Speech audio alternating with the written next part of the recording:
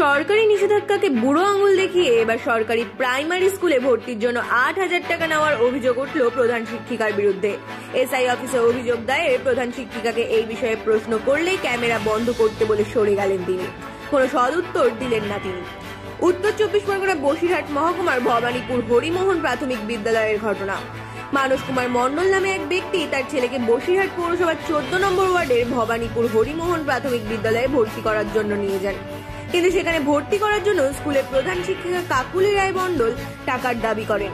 দাবি অনুযায়ী টাকা না দিতে পারলেও মানস কুমার মণ্ডল ৮,০০০ টাকা দেন, কিন্তু সেই টাকার কোনো রসিদ প্রধান শিক্ষিকা দেননি।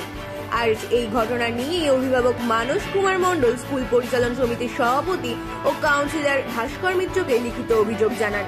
অভিযোগের ভিত্তিতে স্কুল পরিচালন সমিতির সভাপতি পুরো বিষয়টি খতিয়ে দেখার পর এসআই দপ্তরে লিখিত জানান। Bureau report, রাতদিন news network.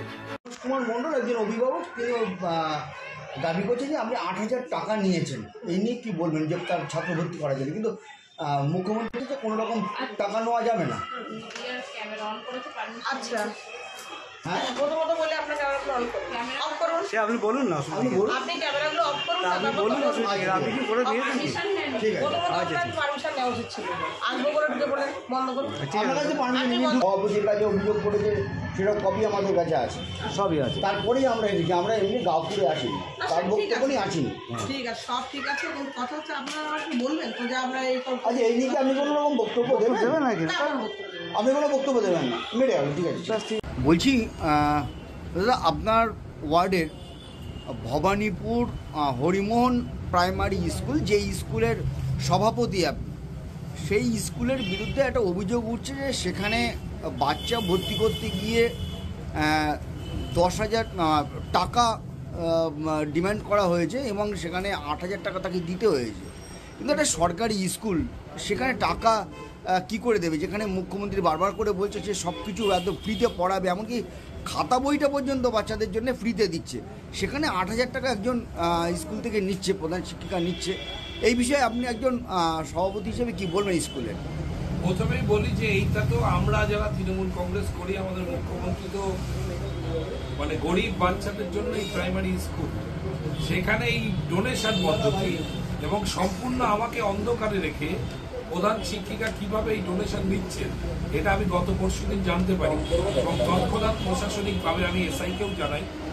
তিনি বলেন যে একটা লিখিত দিতে, আমরা আজকে লিখিত দেবো, কারণ এই বিষয়টায় আমরা তীব্র বিরোধিতা করছি এবং আমি মনে করি যে প্রাথমিক স্কুলে বাচ্চারা ভর্তি হয় পড়াশুনো করার জন্য, ডোনেশন দিয়ে ভর্তি হওয়ার জন্য নয়। তার জন্য ইংরাজি মাধ্যমিক স্কুলগুলো আছে। এখানে যাদের অভিভাবকরা পিছিয়ে পড়ার শ্রেণীর থেকে আসে এবং অনেক মধ্যবিত্ত পরিবার, তারা এখানে ভর্তি হয়। এখানকার দিদিমণি আসলে কাউকে কিছু না জানিয়েই সম্পূর্ণ নিজের ক্ষমতা প্রয়োগ করে এগুলোকে করছেন এবং সম্পূর্ণ আমার কাছে খবর যে এর কোনো রসিদও দেওয়া হয় না এবং আমি এর তীব্র বিরোধিতা করছি এবং প্রশাসনকে জানাচ্ছি এর বিরুদ্ধে ব্যবস্থা নেওয়ার জন্য। আপনি কি এই বিরুদ্ধে কোনো রকম স্টেপ নেবেন সভাপতি হিসাবে? হ্যাঁ, সভাপতি হিসাবে আমি প্রথমেই আমাদের যে স্কুল এসআই রয়েছেন তাকে আমরা লিখিত জমা দিচ্ছি এবং যে অভিভাবকের কাছ থেকে টাকা নেওয়া হয়েছে তাকে সঙ্গে নিয়েই তার লিখিত নিয়ে আমি যাচ্ছি। এর তীব্র প্রতিবাদ জানাচ্ছি এবং এর বিরুদ্ধে ব্যবস্থা নেওয়ার জন্য ইমিডিয়েট আমরা অনুরোধ করছি। এই যার কাছ থেকে টাকা নেওয়া, সেই টাকাটা কি ফেরত দেওয়া বা পরবর্তীতে যাতে এই সমস্যা না হয় এর বিরুদ্ধে? না, অবশ্যই টাকা ফেরত দিতে হবে এবং পরবর্তীকালে কোনো সমস্যা মানে কোনো ডোনেশন নিয়ে ভর্তি হবে না।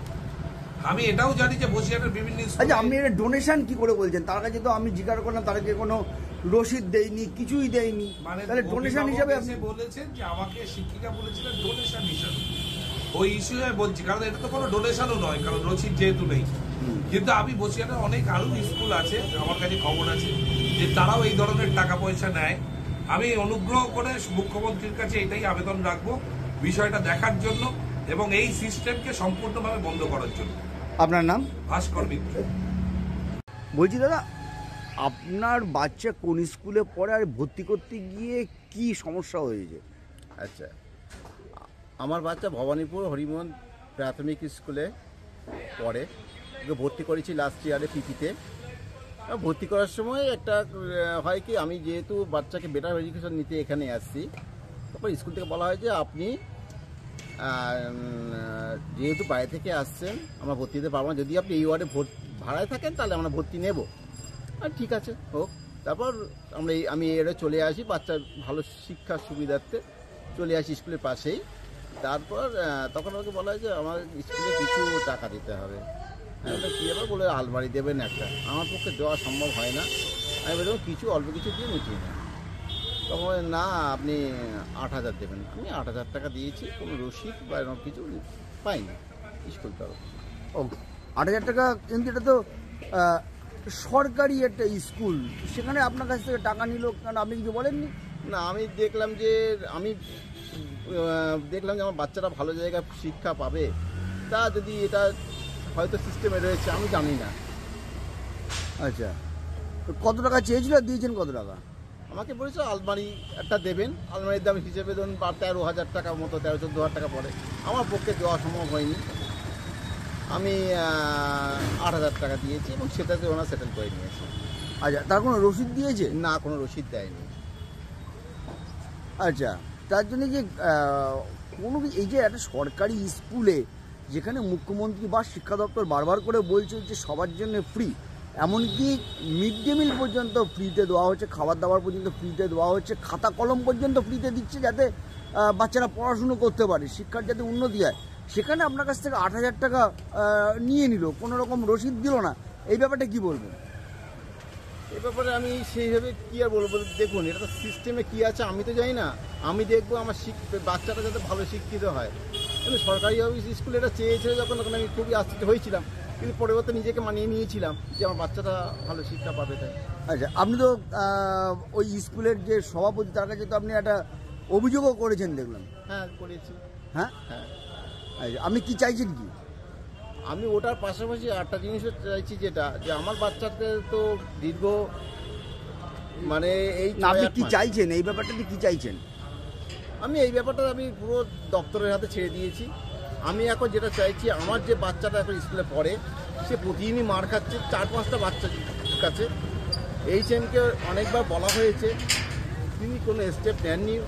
তার ফলস্বরূপ গত 12ই নভেম্বর দুপুরের দিকে বাচ্চাটাকে মার খেতে খেতে একটা বাচ্চা মানে হালকা করে চড়ও মারে আমার বাচ্চা, কিন্তু সেটা তেমন কিছু নয়। কিন্তু সেই বাচ্চাটা তার মাকে বলে, তার বাচ্চাটার নাম ঋষি কর্মকার, তার মাকে বলে যে মা মেরেছে। তখন তার মা অদূরেই, তখন তার মা ওর বাচ্চাটাকে কাছে ব্যাগ এবং ব্যাগটা নিয়ে বলে তুই মেরে আয়। আমার বাড়ি থেকে মাত্র